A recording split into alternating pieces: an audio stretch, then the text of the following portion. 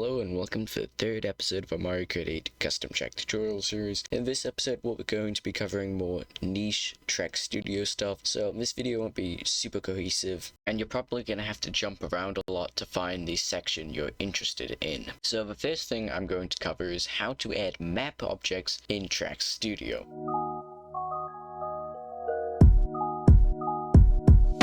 So the first thing you're going to want to do is go to the bottom and click on map objects, and then find the map object you want, click and hold and drag it onto your custom track. So right now I added a moving coin. However, if I put this in game, this would crash Mario Kart 8 because some objects require a linked rail path. Examples being like moving objects like crab, snowmen, and fish. However, some items don't. Examples being item boxes, coins, pipes, cones, and all those items that don't move don't require a rail path. And I will explain in a future section how to add rail paths.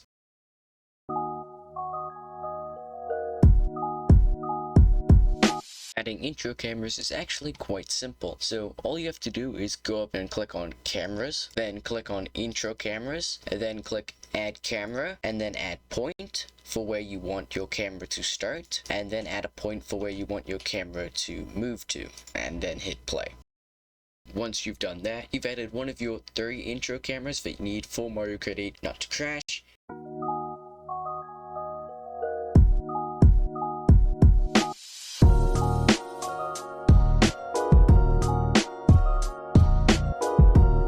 Okay, the first thing you're going to want to do is hit Shift A and a plane, then scale it up.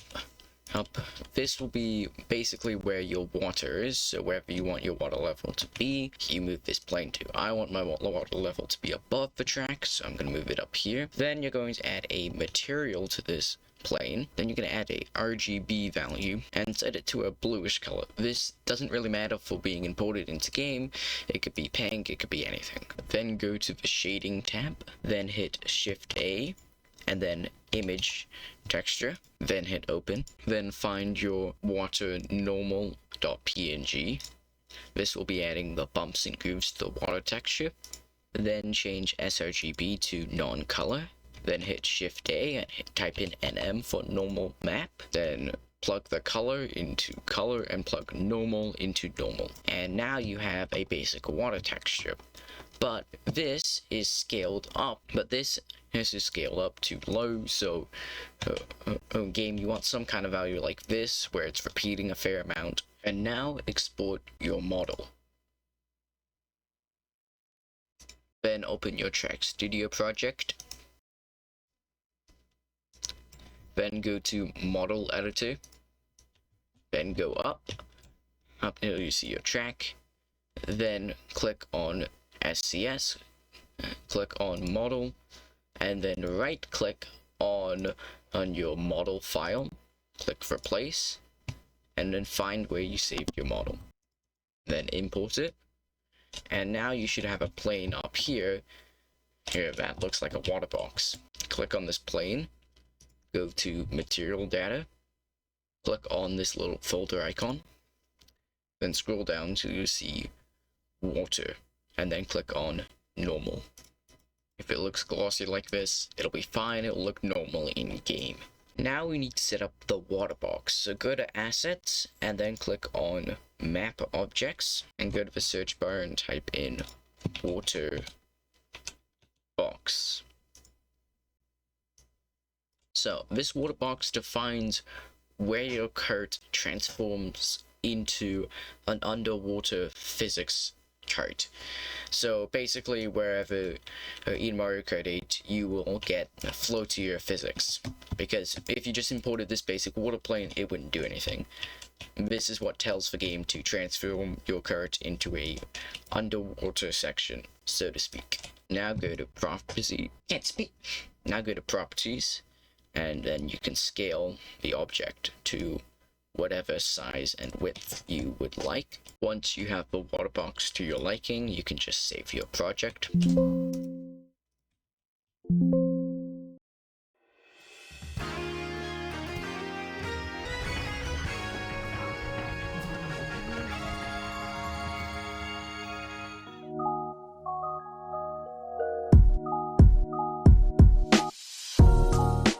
So the first thing you're going to want to do is click on rail paths, and then you're going to want to click on add normal, and then hit tab to go into edit mode, and then move these points around. So these points are basically the points on where your enemy will go. So I could have this point go here, here, here, and my enemy would go from here to here, and then here to here, here.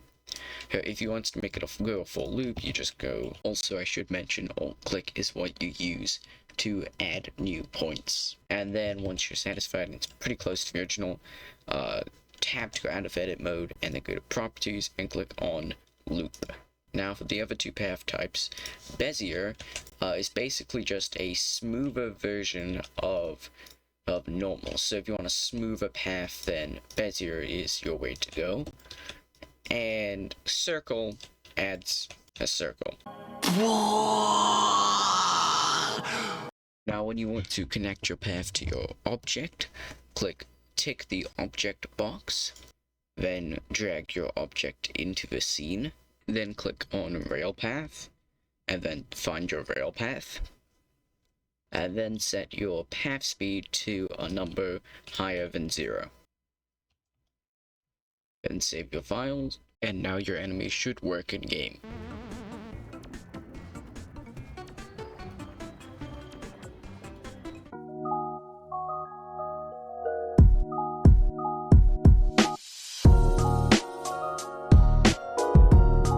Hello, in this section I'll be showing you how to add rock walls. Now, you may think rock walls should be easy to add. You just add a plane, rotate it 90 degrees, and then you just slap a rock texture on it, and you're basically done. But unfortunately, nothing's ever this easy. You see, that's not actually how Mario Kart 8 rock walls are made. You see, in Mario Kart 8, rather than it just being a flat plane with a normal map, it's actually got some dirty geometry to it.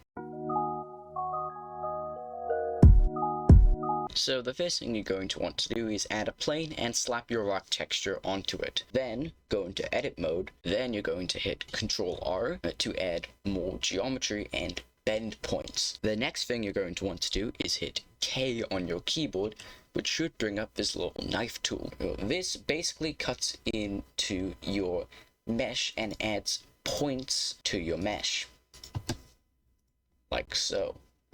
Now, to create this 3D geometry, find the highlighted parts in your rock texture, click K, and bring them out.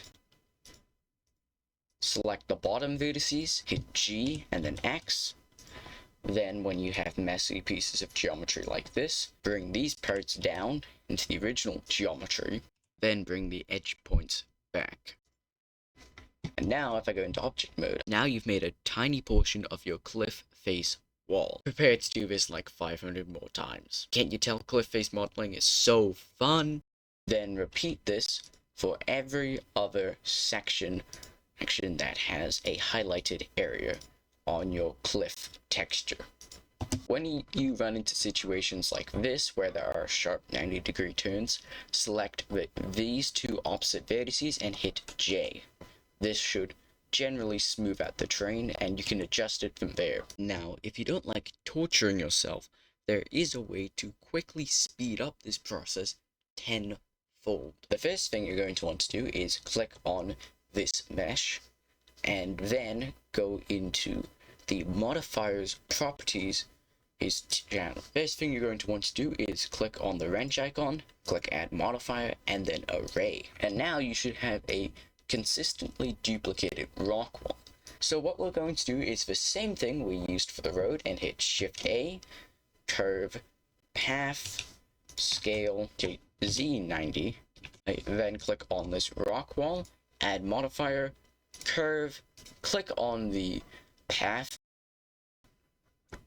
and then select the path and go into edit mode. And now you can shape your rock wall, and you'll generally have to still do some manual adjusting. You'll obviously have to stitch this to your track and whatever, but this is easier than the alternative of spending 7 hours of your life during cliff face modeling, which I can tell you from experience isn't fun. I would just like to thank anyone who stuck around till the end of this video. Thank you so much for watching this episode. I still have not covered everything in Track Studio, which, you know, oh, there's probably gonna be a part 2 to this episode. But if I did this all in one episode, I'd be here till Christmas. Christmas making this episode, so yeah.